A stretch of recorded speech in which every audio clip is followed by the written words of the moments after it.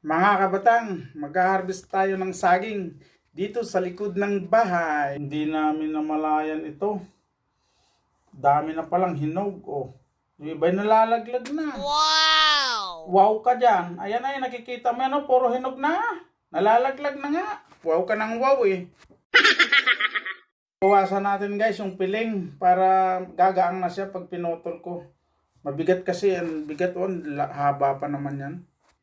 Sana all sa tuwing mag-harvest ng saging, nangalahati na yung hinog para madali nang kainin. Hindi na maghihintay na pahinugin pa.